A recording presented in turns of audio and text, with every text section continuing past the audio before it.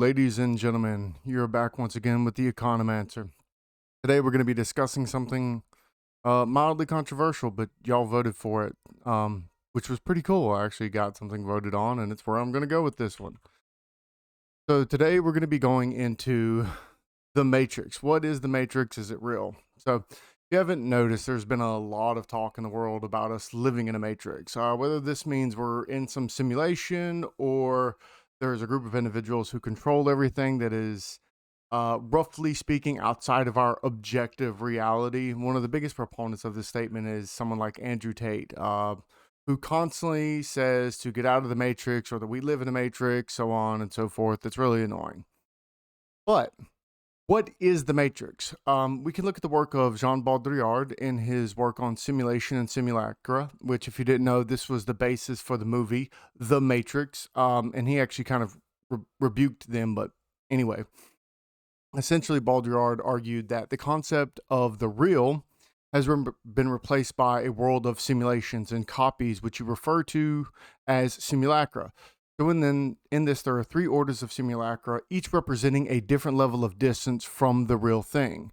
First order is a simple copy of a real object, such as a photograph of a person or a replica of a bigger building. The second order simulacra is an imitation that does not refer back to the original, such as a film adaptation of a novel or a themed attraction at a theme park. The third order simulacra is a simulation that bears no relation to any real original, such as virtual reality environment or computer-generated images, which is kind of funny considering we're seeing this explosion of AI art and chat GPT, so on and so forth. So essentially, both of these statements that humans only experience things. They don't directly interact with reality. They only experience reality. Thus, the real is mediated, and we try to replicate it.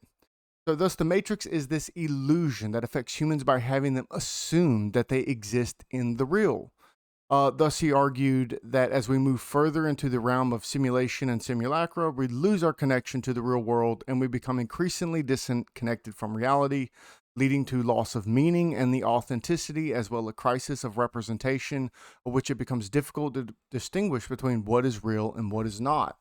And this is a part of the ongoing crisis in meaning that you're hearing a lot about from people like Jordan B. Peterson. Now, another interesting look at this comes from the work of Saint Gregory of Nyssa, The Life of Moses. This is from it. It seems to me that at the time the great Moses was instructed in the theophany, he came to know that none of these things which are apprehended by the sense perception and contemplated by the understanding really subsists, but that the transcendent essence and cause of the universe on which everything depends alone subsists. For even if the understanding looks upon any other existing things, reason observes in absolutely none of them the self-sufficiency by which they could exist without participating in true being. On the other hand, that which is always the same, neither increasing nor diminishing, immutable to all change, whether to better or to worse, for it is far removed from the inferior and it has no superior, standing in the need of nothing else, alone desirable, participated in all by all, but not lessened by the participation. This is truly real being and the apprehension of its knowledge of truth.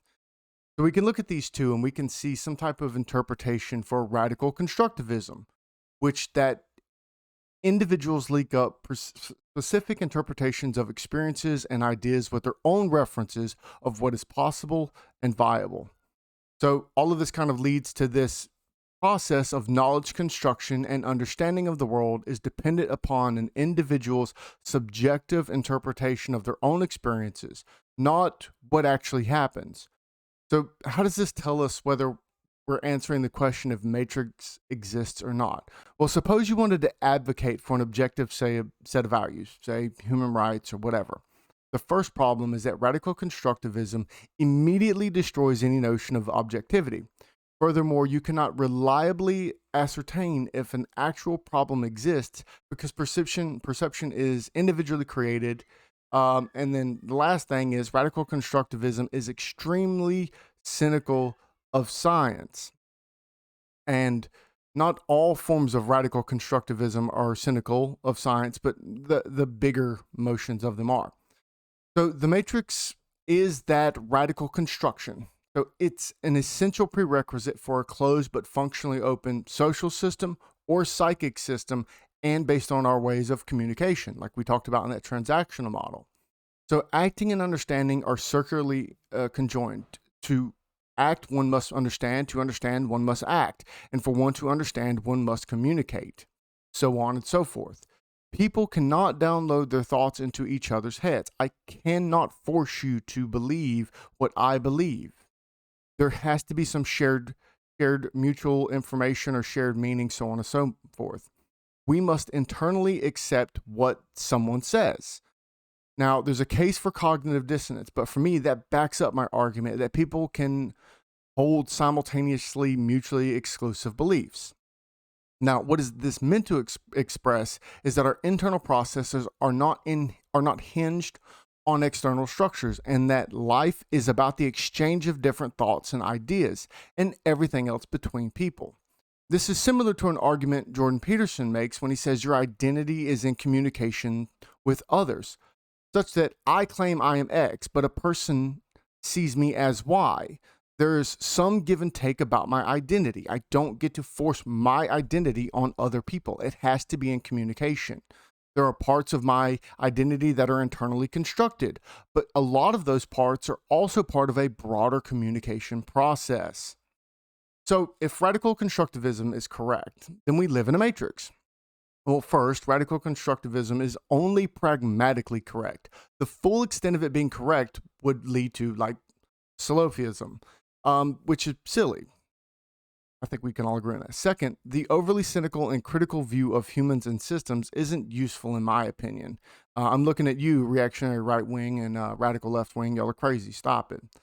Third, if it was correct, explicitly scientific discoveries would not lead to technology because relativity would not produce results outside of the theory unless human agreement upon a singular perception shapes all of reality to conform to that. So obviously there is some objective existence, but why do we have different perceptions then? Can both of these things be true? So this is my statement. When St. Gregory of Nyssa is pointing out about the real and what exists outside, he's pointing to the transcendental being of the Trinity as to that which constitutes the really real. If we look at this, we can look at the work of Jonathan Pageau as well as other Orthodox Christians and see that there is a fractalization of reality. Fractals are a rough approximation of the fragmented shapes that can be split into parts, each of which approximates a reduced size copy of the real pattern.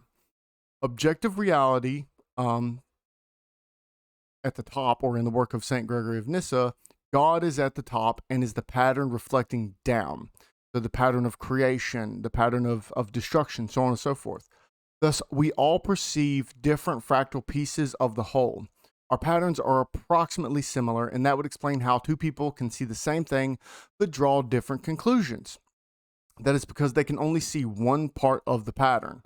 If we reflect on this further, radical constructivism cannot say that the environment observed is constructed, but what it does say that our collective knowledge of the environment is constructed. But collective knowledge is just the puzzle of the fractal pattern, that is the objective reality. Now, the obvious counterargument is that this defends all perceptions and beliefs as correct, or approximating the correct or real. But that is not the case. First, if we acknowledge that there is a single truth, this instantly motivates that there is an untruth or an opposing false. Therefore, the pattern of objective reality can be inversed or some other transformation. Second, you can have this idea such as the good versus the evil. Both transcendental realities or whatever, such as God, are beyond the full comprehension of a limited person. Therefore, not all perceptions or interpretations of the fractal patterns are valid. We can say that we live in a matrix, but we can attain to a higher knowledge, much like the work of St. Gregory of Nyssa states that when we're looking at the theophanies of Moses. If you want to escape the matrix, don't listen to Andrew Tate. Crack open your Bible and learn about the really real, the transcendental Trinity that is the creator of all existence. So in this, we went over the concept of the matrix, referring to the idea that our reality may not be what it seems and that we may be living in a simulated or a controlled world. Jean Baudrillard's theory of simulacra suggests that our understanding of reality is based on copies and simulations rather than a direct connection to the real world. This can lead to a loss of meaning and authenticity and a crisis of representation, in which it becomes difficult to distinguish between what is real and what is not. St. Gregory of Nyssa's philosophy also supports the idea that our understanding of reality is subjective and dependent upon individual interpretation, but that it is mediated by the transcendental Trinity. Radical constructivism is a theory that emphasizes the role of subjective interpretation and understanding in constructing knowledge. It suggests that our understanding of the world is based on individual experiences and that the objective values of knowledge may not exist. This view can be seen as cynical towards science, and it can make it difficult to determine the problems in the world are objectively real. Thank you very much. I hope you like, share, and subscribe. I'm going to start working on some of the other stuff that we had talked about.